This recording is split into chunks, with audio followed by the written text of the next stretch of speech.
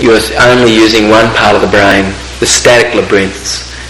So that the minute that you, like, as one picture fades, the other simultaneously comes in.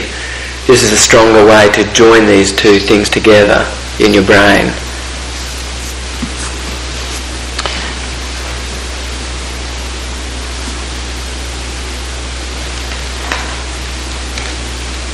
So if a person, because this hemisphere majorly connects me with the left hemisphere is connecting me with the external world, and the right hemisphere is much more connected to internal milieu.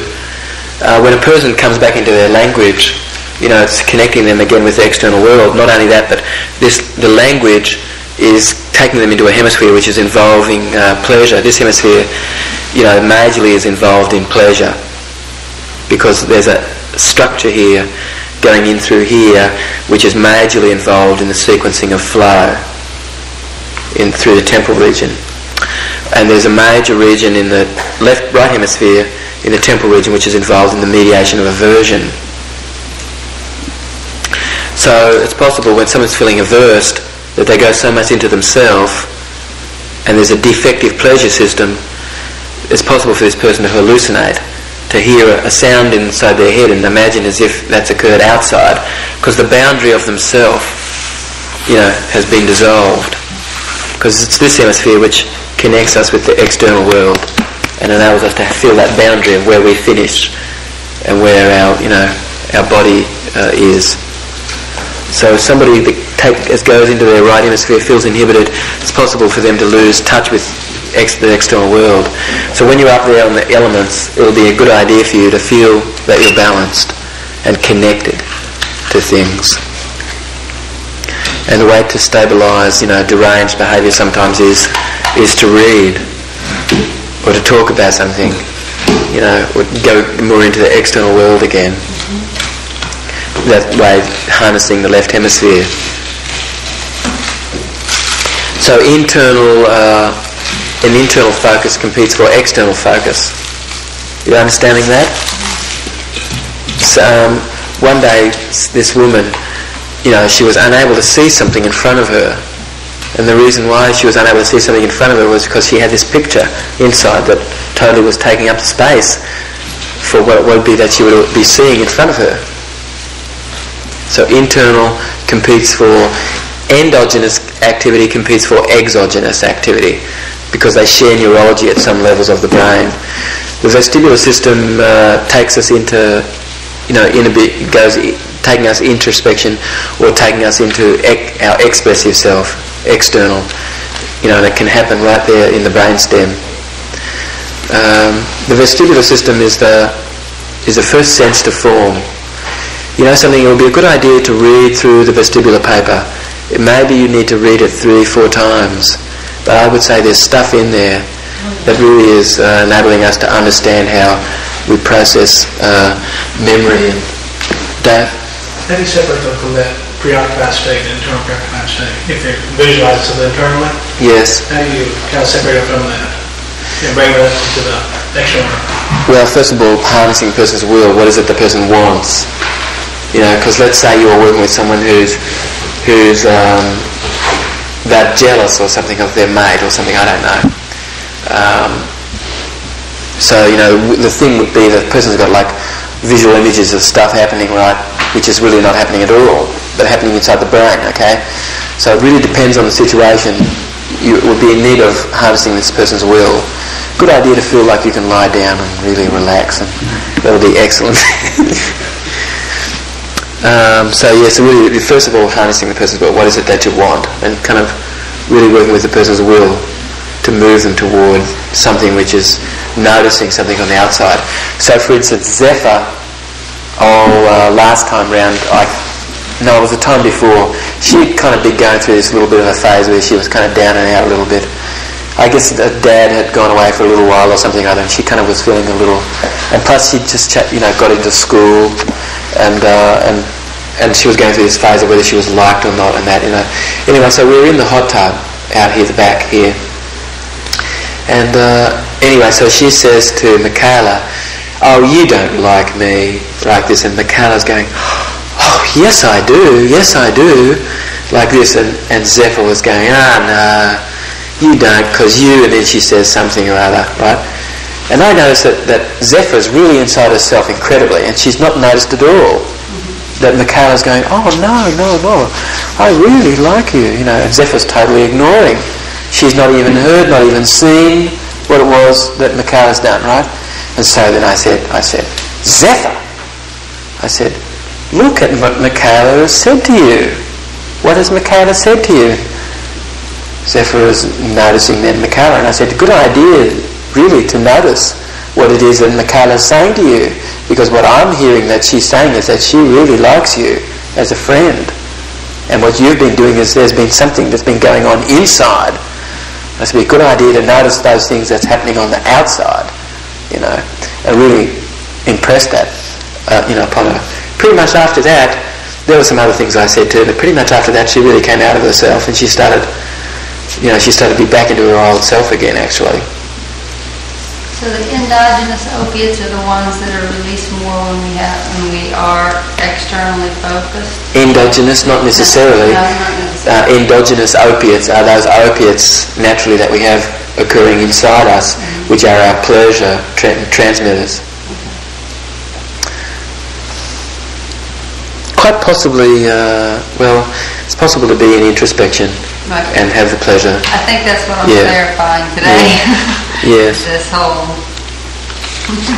It's possible to be in introspection and have pleasure. Yes, right. Yes. Yeah. So, for instance, we did a bit of a shaman state of consciousness the other night with a few people.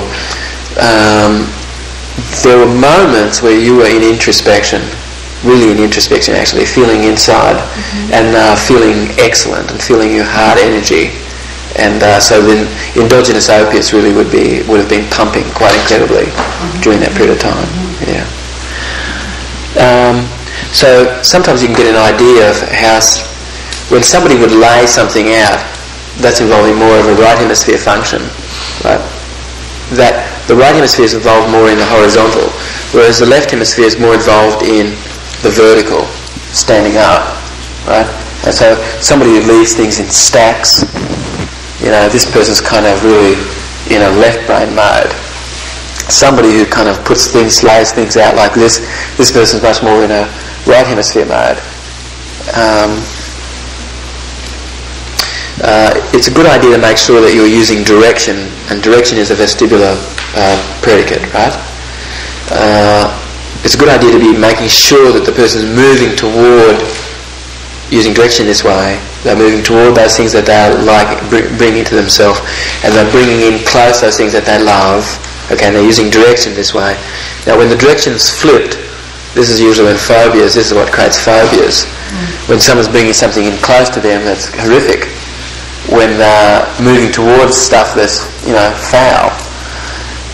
So it's a good idea to be making sure that you're using direction to move away from things you love to move away from, and be moving toward those things you're really wanting to bring to you, and bring that in close to self, and using direction this way.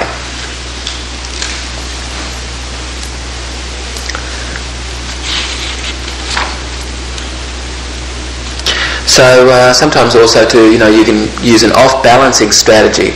Sometimes, somebody's thinking that there's balance with something that they're doing, and literally it may be not so balancing and bringing equilibrium to the person. Experiencing a degree of off-balancedness with this thing, it's possible then that the person can interrupt the pattern that was running there. So we're going to be talking about inputting programs. That's one way you can input a program, is by creating a space in the brain so that the brain is on record. And sometimes you can do this by creating a little confusion, or off balancing that person with that thing. So one day I was with this person and I was teaching them the language of peace, and I'd really spent quite a bit of time teaching them the language of peace and impressing upon them the importance of the way their language thinks to create whole brain functioning. And this person was just speaking about what they didn't want. And so finally, I really had quite an intense amount of this stuff. And so then I finally decided I'm going to mess this up. So when the person told me what they didn't want, I really got right into that and just was very messy. All of a sudden the person realised that was very messy. And then they started to avoid that, when they were with me, they really started to avoid that. And it was really excellent that they were avoiding this because there was a need to avoid it. Because before this time they were able to kind of deal with that mess, but all of a sudden it really became so messy that it was like unmanageable. So that's like using an off-balance strategy. Right, because if you're there always saying, yes, it's okay, it's going to be good, and then all of a sudden you turn around and go, yes, it's bad, then before you were the hope that they may have had, and then if you go ahead and go along with their game, then they realize they have to have their own hope. Okay, so that's another way of off-balancing. Right. Yes. In other words, to give the person what it is that they're looking for that's not quite been framed in a way that would be resourceful. And then to go along with the person, all of a sudden the person's realising, this is what I'm going to be doing, and that can be a strategy, of off-balancing the person with the thing they were going to do. Mostly we move toward balance. We always do this. You can just know it intuitively. People are moving towards balance usually. I think to add some content to what you were saying was somebody who complains about being fat, and you're saying, oh, you're not so fat. And finally you hear this enough that you go, I agree, you are fat. In fact, I don't think you know exactly how fat you are. If you would really take off all your clothes and look in the mirror, I think you get a clearer picture about what you're talking about. And that has produced some pretty powerful results. Because people go, oh, geez, I really am fat. Yes. Rather than just complaining about what everybody complains about. Yes. Whatever. Then they used to go, well, I'm not that fat. Right. I think you are. I think You can tell me how fat you are. So that's interesting. That's a way of making it messier. Yes. Sometimes a person will have a congruent response saying stuff themselves, right? But then when you say that same stuff, they polarize. And so sometimes that's what I'll do. In fact, what I'll notice is the person has a congruent response saying stuff which is like, incongruent actually. And so then I just speak some of the stuff back to the person. And you can see sometimes the person has a polarization with that, see? So one day I sat with somebody and they wanted to tell me how foul something was that had occurred, It was just really foul. Oh, God, it was just gross. It was gross. Anybody the person would share this with, it would just like take them into the pits of things, right? And I'd just been really sharing with this person about the language of peace and how there's a component of that we are living, what it is that we speak and everything, And so this person then wanted really to take me into this stuff that was just absolute foul, right? And so finally, when this person finished, then I said some stuff that was really foul. And the person really got it, because I was really embedding, marking out that stuff that was aversive. The person was feeling this aversiveness that I was speaking. And so that can be also off-balancing strategy, actually. But, David, one time I said, David, I feel really dumb, because we just talked about something and I realized it's like I hadn't grasped it. And you said, you don't look dumb. And it was like I was feeling something and you said you don't look dumb, and it's like all of a sudden I looked at myself and it was like I didn't know what you had done, but right at that moment I know I didn't look dumb, and I thought it was like a joke. Yes, so that was that's a good example of that. Having a congruent response to say something yourself, but the minute that somebody else, I said you don't, and then I said look dumb, of course it was about being dumb. And then we sometimes have a polarity to that being on the outside. How dare somebody else say that? But I could say that about myself. But It was so funny. I heard somebody say something like that the other day. Oh, I'm so untalented. Oh, I'm so untalented. It's kind of what they tacked on to the end of everything. Untalented. Oh, I'm so untalented. And I said, really? I didn't think you were that untalented. I went, well, you something. Well, I thought you could too, but you just, My mother's always telling me how unsafe everything is. How this is going to happen and that's going to happen. And I looked at her straight in the face one day and said, wherever I go, I believe I'm safe. She goes, oh, that'll never work. I'm trying to programmed to me that never safe. There's no place you can feel Yes, safe. okay, so... And I'm afraid, you're afraid I'll get around and I start getting really nervous that nothing's going to be wrong. Well, actually, you know something, Good. it's a good idea to pace where Mum's coming from, because the place that Mum's coming from truly is that she's protecting you. And I try to... So then it's a good idea to come from that place to be with the poor. Whatever you would say, it would have to be related So to instead her of saying, protecting you. instead of being afraid, be aware, I try to tell her and things like that. And so she'd say, oh, Mom, I'm always watching out and somebody's not going to get me. I don't do that. This is like a major theme now. This is really becoming a major theme. Yes, so then I would be impressing upon Mum that you know, I'm alert when I drive, and that I really I drive on the defensive, you know, and I'm wary. I'm not just rushing through, you know, intersections just because there's stop signs there, but I'm really always noticing actually, and I really would be impressing upon Mum that I'm really aware, and that this is a way truly for us to survive, you know. And I would be coming from Mum's, and I would be sensing that her wanting to protect you, you know, making sure that you live through the ordeal of travelling that distance in the car or something, right? And you can play with her right there, too, and ask her, are we safe right now? Thanks for thinking. No. Yes, but you see, that might be taking it to the ridiculous, right? It's possible for it to make something seem ridiculous or funny, and actually a good idea to use, you know, humour, and being provocative and being expressive in your humour, and to use metaphor and to use isomorphism, to use trance, actually to weave complexes and lay down structure, you know, that really brings Mum to where you would like her to be with your understanding, you know, with each other. What I'm doing is not working. And it's starting to become like a theme, so that's what I'm doing.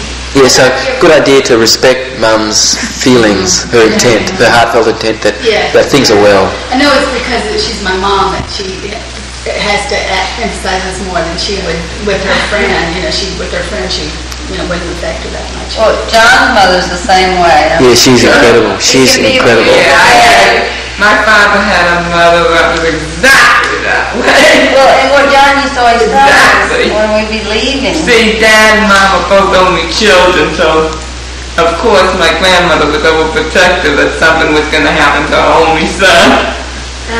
Good idea to see Mum and Dad like children too, right? Yeah. Because, you know, in that way they're still children too, yes. John used to always tell his mother, don't worry. And now it's like I've noticed is when she's telling us things, if I'll say, oh, we'll be really careful, Excellent. then she relaxes with it. But he used to like, don't worry. Don't worry. It's really waiting out there in the Of course world. you know as a mother she's going to worry. Whether you say don't worry or I not. know what you say when I say I know don't my worry. worries. Oh, okay, as long as you're being careful. Okay. You know, mostly all learned habituated behaviours arise from hierarchically lower brain structures. And you could imagine that in the vestibular system there's like a convergent point, like a hologram in fact, which is a configuration of electrical waves of energy interacting with each other. It's at this level more or less that other cells then are further propagated actually, so that this message arises from the brainstem that's habituated and learnt. It arises from the brainstem and affects the rest of the cortex to be resonating in a specific frequency actually. So this is a convergence point actually, you could call this the transform of sensory input with motor output creates a hologram actually, three-dimensional hologram configuration actually in the brainstem. It's this configuration of the way that this pattern is occurring. If we entrain live water that's got cells in it still, right, with this frequency, the water has the ability to retain the memory of that frequency for up to about 6 weeks or more. This is basically reframing, right? Say it again? Basically reframing it? Putting a framework around our sense of how memory and how the brain actually works, and the idea, in fact, actually of cellular memory, and actually what memory is and what behaviour is. It's the sum of something moving, actually. So that's where my question about in metaphysics, They say that Yes. there's a memory of everything that's occurred is imprinted and that we have access to it, and it's because of it's the sum of everything moving. Yes, right. In other words, it's stored somewhere in a vibrational movement frequency, that this stimulus is permanently left in the tissue protoplasm of the cell. Or in the ether. Or that it's actually a pressure differential that's gone out there. Right. So what would enable somebody to tap into that level? Or when it does occur, what's occurred? Like when it occurs specifically, I'm thinking of when it occurs for me. When I have access to information that I know is thousands of years old and it just occurs. Yes, because you have tapped completely into universal intelligence. Because each of us really are the sum of something that's at least the size of the Earth, and is at least 600 million years old. It's a good idea for us to realise this, actually. That there's something that's 600 million years old living its life out through you. I know that we've talked a little about this, haven't we? That you would go down to the atomic level, the atoms, and we would go down to 10 to the minus 7th in centimetres to get down to the atom. If you blow this measurement outward, it would be like having an orange in your hand and blowing it up to the size of the Earth. And then you would walk that distance between the orange and the size of the Earth, and you just have one atom. And we come from many more atoms than that. And that this atom is the sum of something moving, which is a configuration of something. And that we have come from something that's at least the size of the Earth, that's at least 600 million years old, living its life out through us today. So we have the memory of all of what's encoded within this.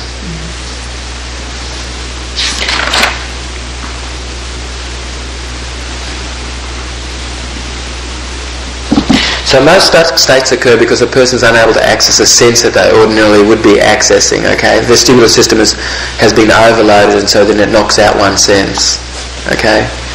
So always making sure that the person is using a full range of their senses and that you have the ability to be doing that as well. And the one thing here, and then we'll kind of finish up, actually, do you need 20 minutes? Okay, good, okay. So we'll use that 20 minutes and then we'll have lunch. The one thing here I think that's very important that I'm interested in mostly, when somebody comes to me, I am most interested in shaping the things that I physically see, shaping the things I physically hear, shaping the things this person's physically feeling, shaping those things that I can perceive through my senses. And so literally shaping the tonus, the amount of tonus that's flowing through the body as a result of the shape of the body, as a result of how the person's processing information in their head. And that's what I'm totally doing. I'm totally taking care of those things that we physically can see and feel and shape. And they are the things that are most interesting to me. And that's, I think, what's different a little about what we're doing here sometimes than what's happening somewhere else. That there truly is a focus on what we can sense here, and value for that mostly, like truly.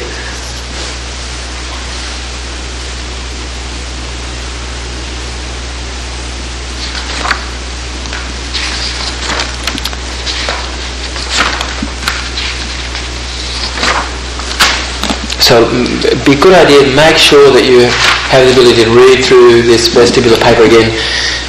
You will really be in the knowing of things and be at an advanced stage in understanding. Hardly anybody is understanding yet what this is all about. The vestibular system, yes. That's right. Thank God. If you could use other words and just give a thesis, maybe a paragraph. Saying it clearly and simply, without explaining the brain so much. Yes. What the vestibular paper is saying to us. Am I asking too much? Can you do that? I would say that there's an apparatus which everything feeds into. This apparatus is the vestibular system. I would say this vestibular system is sensing equilibrium in my body and striving to bring back balance, equilibrium, in the amount of tonus that's flowing through the brainstem. I would say this apparatus is what is like the first laying down of a blueprint. In other words, the very first thing the child does is it learns to hold its head upright. And the minute that it learns to hold its head upright, then things start to be laid down like a blueprint as a result of the vestibular system sensing the Earth's gravitational field, and then everything that happens to me, right, through my senses start to become laid down on that blueprint. And it all first happens as a result of me learning to control, my head and keeping my head upright.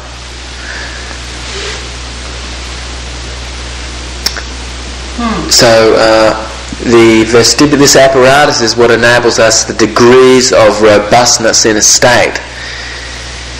In other words, the amount of electrical tonus being turned up in the volume that you are hearing, really turning it up really quite loud so it starts to really cross a threshold inside the head.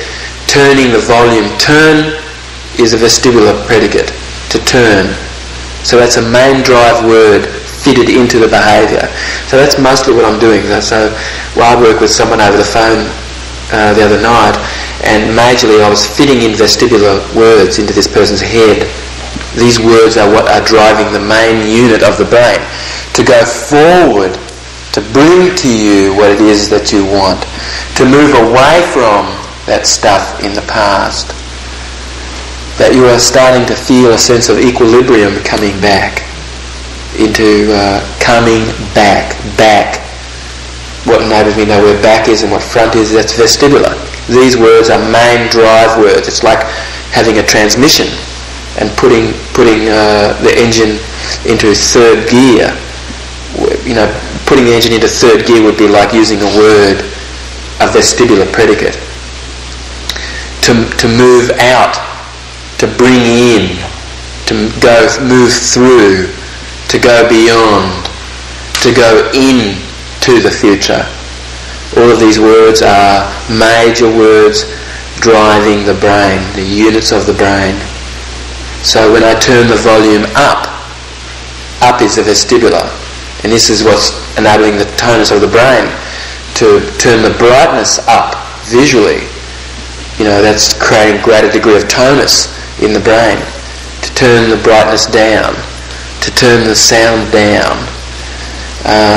So down and up are vestibular predicates. Would it be correct to say that learning to turn the tonus of the brain up and down through the vestibular, through the use of language? Through the use of those words, up and down. Right. Is what? Whole brain functioning? It's using words which are vestibular, and these words are words which are affecting the main drive units of the brain. That's what's driving the brain, these words, actually, these vestibular words. And the purpose of driving the brain is? Okay, I'll share with you something that happened quite profound for this woman. She really was feeling down, and she really was spinning around, and she really so she, there were some other things, the way she was using her senses. I knew it just from looking at her. So I said to her, well, have you bought something just lately? She said, oh yes, I bought a car. And I said, well, can you describe to me how you bought the car? She said, well, I went down to the local dealer, and I went inside. I knew she was inside quite a bit, like in her life. And I went inside, I got into the car, she said, and then I drove it around. She was doing a lot of going around. And then she went back. She was doing a lot of back in her life, a lot of back. So she was using a lot of down, she was using a lot of in, she was using a lot of around, and she was using a lot of back. And she wasn't using any visual, and she was using hardly any auditory.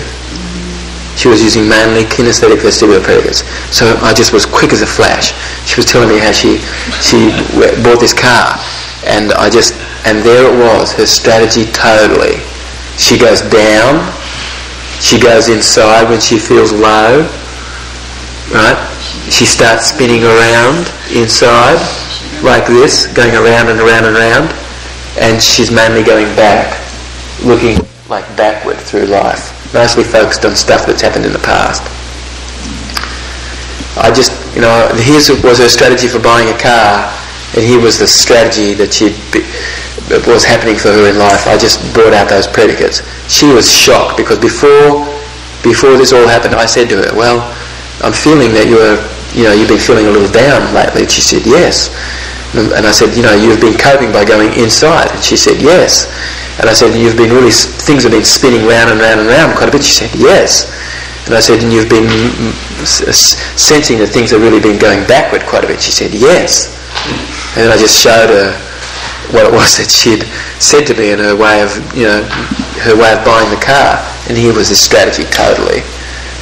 So what did you do to make a change?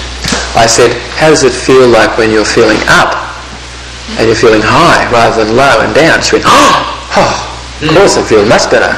And I said, what happens when you're feeling out and you're moving around and stuff like that? She said, I feel much better. And I said, what happens when you're having the ability to move straight forward in life rather than spinning around and around and around? She said, much better. And I said, what happens when you're moving forward rather than focus on back? And what happens? And your ability to inspire creative influence of the future. So all of this was about words, using the main drive unit in her brain to bring her towards something which was more about pleasure. Does everybody get that? Huh? Got it. I tell you, you can find out what's going on. Just ask somebody, about anything, and you can find out why they're using their predicates, especially the vestibular submodalities. You learn a lot about this person. So when the person says, they were on vacation, and you say, what was it like, whilst you were on vacation? The person says, I was glad to be away from, my husband or my wife or something or whatever, right? And what I know is that the person's using away from program rather than a toward. Okay? Or an at. So I know the person's possibly dissociated when they were on their vacation just by the words they use. So somebody called me up on the phone and they said, well, I think I'm going to go away for a little while. I'm going to live in the city for a week at a time, and I think things will get better, right? And I knew to myself immediately, this person said this, I said inside to myself, this is hope triumphing over experience. This is this person thinking that hope is where things are at, and that this is above and beyond what the person's experience is. And this is where hope really is triumphing incredibly over experience. And I would say, good idea really truly to be tuned into experience. So, David, this is my question from this morning, is that the unconscious is always communicating. And so really that stuff is not unconscious. I mean, I understand about the plus or 7 minus 7 digits, and we can remember this, but her information to you about how she bought the car, to me, this is always available. Yes, someone who becomes so intuitive that they're understanding every movement that somebody makes. It's possible for this person to be quite aware of many things that I would say that it's true that we're noticing the subtle things that sometimes other people are missing. So it's her, completely. It's unconscious to her. That word is, her stuff is unconscious to her, but that's not unconscious. Yes, exactly. Thank you. So make sure that whenever you use a word, the meaning of the word comes from the context that the word is used. Okay. So the word cannot have meaning without the context, Jenny. Any word, in fact, actually. But that's why this morning, the word unconscious to me doesn't have a lot of meaning anymore because it's so often used out of context. In a specific information piece, then I can say, okay, I understand it, like this piece. But earlier, what is unconscious? Okay, so what is unconscious is... Okay, it's everything. Okay, if it's everything... So, just everybody be silent just 1 second. Okay. What was it that you heard happening to your left? Did you hear anything? Mm-hmm. What did you hear? I heard Ned kind of settle into his seat right there. And how was he settling into his seat? What did you hear? He sunk down into the pillow. Yes, okay, so now there were some things that were happening that it's possible for you now to bring to consciousness, because everything you're aware of, right? And when I mentioned that you heard this sound happening like this, okay, that's association, that's the strongest memory. Of course, everything that's passed me by, I have the ability to recall through association. So now we made that conscious, but before that time, that was not so matter of fact for Jenny's recall of ability. The feeling of the clothes, on your skin, and that's at an unconscious level. Of course, everything is there. Okay. All right. You know something? There's quite a bit there. I know that we really could talk about the use of the vestibular system, more and more actually. But anyway, I think that... Oh, we will, yes, and actually it would be a good idea to read that paper a few times probably and to extract the stuff from it. Yeah. Is there when you're with the person as opposed to, say, talking to them on the phone, and like for example of the woman who talked about her strategy buying a car. Right. But you also, is there something also going on with the way she's moving her eyes around that relate to that? Yes, as I'm hearing her voice is down. Her voice is involving being inside. Mostly the content of what she talks about is about coming from being separated, because she's inside more or less rather than experiencing connection. All of these things, in fact, the use of the vestibular system is coming through everything she does. And you know something, it was amazing. What happened to her once she realised this. It was profound for her. It was profound.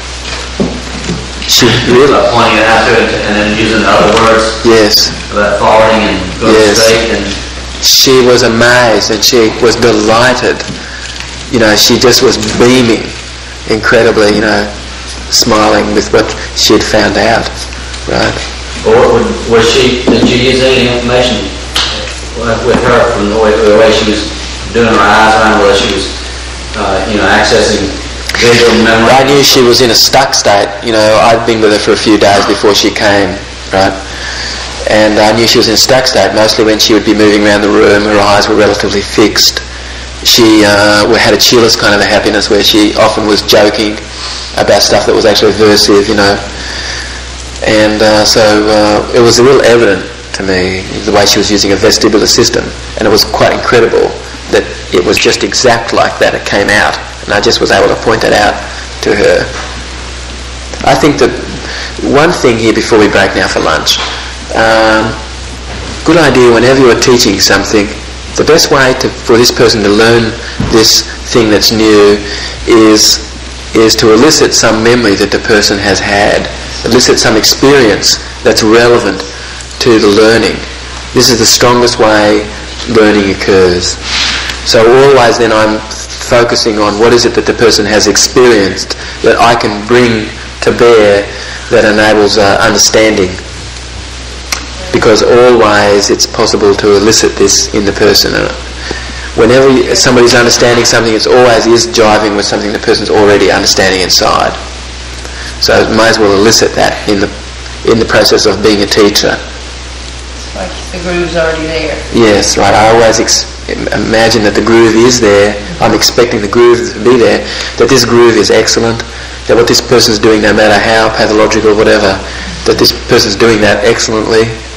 And coming from the premise that the person is working excellently, and that there's a need for programs to be fitted in that are about excellence, moving the person toward getting what they want, actually.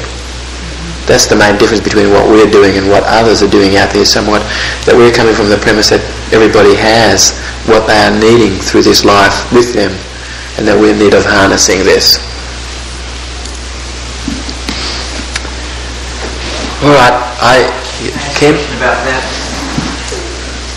what you just said, is that the same as person's belief systems, working within the person's belief system? Yes, you're always, as much as you have the ability to work, join that person's model, regardless of how, whatever, that you have the ability to join that person's model. Sometimes, of course, maybe you don't, but you'll have flexibility always. But mostly the way to be able to lead someone somewhere is to use their model of the world, the way that they're looking at the world actually and expand, what they're seeing. Yeah. And always go with the impetus of the person, Ken. So especially like with the bodywork, the people that you are doing bodywork on, that you wait for the moment, in fact, that you see a person wanting to write something, then you're going with that. We talked about that, I think, in the technician's training, didn't we? Yeah. Good idea to create that situation, make it a little worse, so the person actually was wanting, and then go ahead and do the alignment, If you can use some energy like that, it's quite powerful what you do, with people. Okay. Right, let's break for lunch. Later on, or what is it whether overused, right? I think that we already have this on tape, don't we?